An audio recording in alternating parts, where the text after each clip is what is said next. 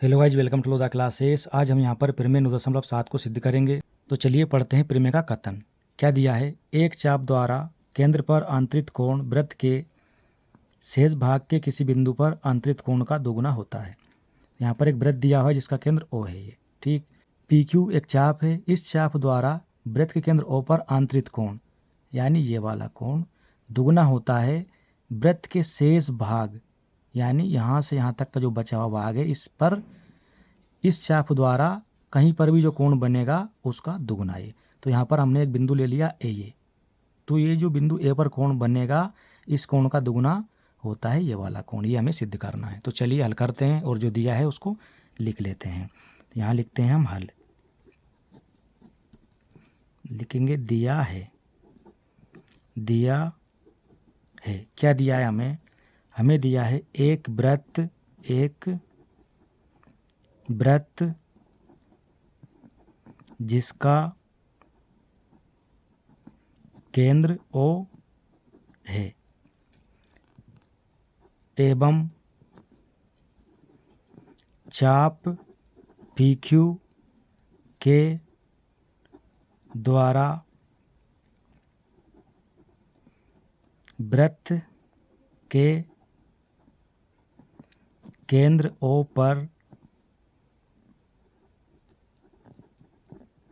अंतरित कोण क्या है? चाप पी क्यू के द्वारा वृत्त के केंद्र ओ पर अंतरित कोण क्या है? P O Q. यहाँ लिखेंगे कोण पी ओ क्यू तथा वृत्त के शेष भाग के किसी बिंदु ए पर चाप द्वारा अंतरित कोण पी ए क्यू है। ठीक है, पी ए क्यू ये वाला कोण। तो जो दिया है उसको हमने यहाँ पर लिख लिया है। अब लिखेंगे हमें जो सिद्ध करना है। सिद्ध करना है।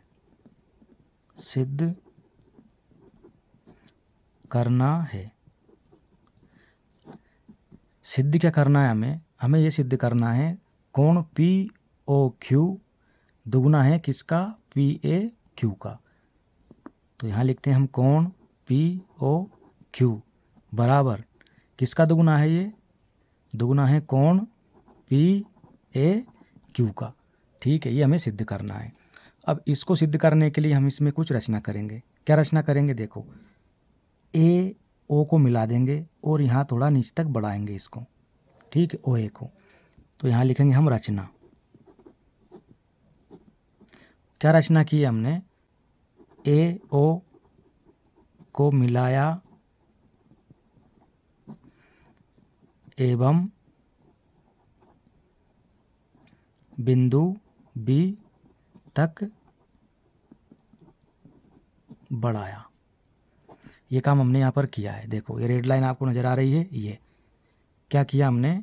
ए ओ को मिलाया। ओ वृत्त का केंद्र है यानी ए बिंदु से वृत्त के केंद्र ओ को मिला दिया और यहाँ बिंदु बी है, यहाँ तक इसको आगे बढ़ा दिया हमने। ठीक है, अब आगे देखो, यहाँ लिखेंगे हम उपपत्ति। अब यहाँ आप देखिए दो त्रिभुज नज़र आएंगे आपको। एक त्रिभुज ओ ए क्यू और दूसरा त्रिभुज है ओ ए पी। इन दोनों त्रिभुजों में हम काम करेंगे। अब तो सबसे पहले हम त्रिभुज लेंगे ओ ए क्यू में। यहाँ लिखेंगे हम त्रिभुज ओ ए क्यू में। तो ये त्रिभुज है ओ ए क्यू और इस प्रकार से लाइन यहाँ बड़ी है। ये बाहर की तरफ कौन बन रहा है? ये रेड वाला, ये इसका बहिष्कोण है। ठीक है, त्रिभुज ओ ए क्यू का। तो यहाँ लिखेंगे हम कोण बी ओ क्यू त्रिभुज ओ ए क्यू का बहिष्कोण है।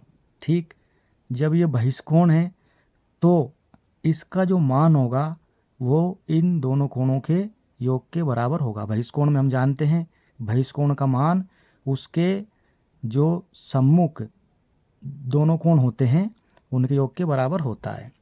इसलिए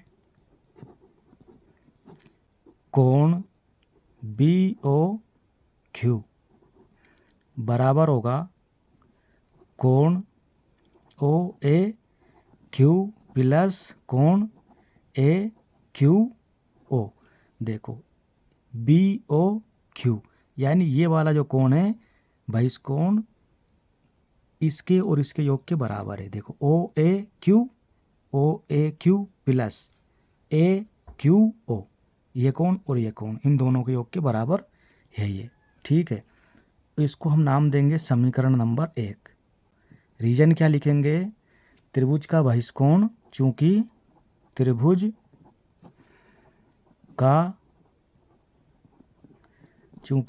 का बहिष्कोण उसके दो अभिमुख अंतः कोणों के योग के बराबर होता है। ठीक है, अब वापस त्रिभुज OAQ को देखो। OA वृत्त की त्रिज्या है, OQ ये भी वृत्त की त्रिज्या है। जब वृत्त की त्रिज्या है तो ये दोनों बराबर लंबाई की होंगी। तो यहाँ पर ये दोनों भुजाएं बराबर है, इसका मतलब ये समद्विबाहु त्रिभुज बन गया। और समद्विबाहु त्रिभुज में क्या होता है, जो बराबर लंबाई की भुजाएं होती है उनके सम्मुख कोण बराबर होते हैं। मतलब ये दोनों भुजाएं बराबर है तो इस भुजा के सम्मुख ये कोण और इस भुजा के सम्मुख ये कोण, ये दोनों कोण बराबर होंगे। तो इस बात को यहाँ पर हम लिखेंगे। अब देखो यहाँ लिखेंगे पुनः त्रिभुज OAQ में क्या लिखेंगे? OA बराबर OQ, दोनों भुजाएं बराबर है। क्यों है? क्योंकि एक ही वृत्त की त्रिज्याएं हैं, एक ही वृत्त की त्रिज्याएं है इसलिए। ठीक है, एक ही वृत्त की त्रिज्या है तो बराबर है, स्वाभाविक सी बात है। जब भुजाएं बराबर है तो इनके आमने सामने के कोण कैसे होते हैं? बराबर होते हैं। इसलिए यहाँ लिखेंगे कोण OAQ बराबर है कोण AQO के। ठीक है, इसमें देखो आप OAQ इसकी बात कर रहे हैं हम, तो यहाँ पर OA बराबर है और OQ ये भी बराबर है, यानी ये भुजा दोनों बराबर है तो इनके आमने सामने के कोण बराबर होंगे। देखो OAQ बराबर होगा किसके? AQO के, इस कोण के। ये बात हमने यहाँ पर लिखी है। ठीक है, और इसको हम नाम देंगे समीकरण नंबर 2। यहाँ रीजन लिख देंगे। इसमें क्या रीजन है?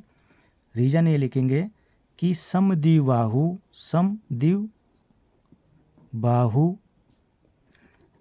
त्रिभुज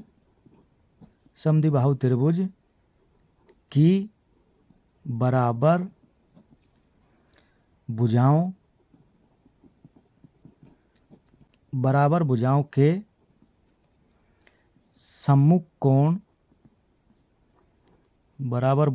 सम्मुख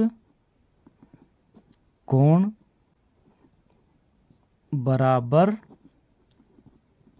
होते हैं। चूंकि समद्विबाहु त्रिभुज की बराबर भुजाओं के सम्मुख कोण बराबर होते हैं। ठीक, अब आप समीकरण 1 और 2 को देखिए।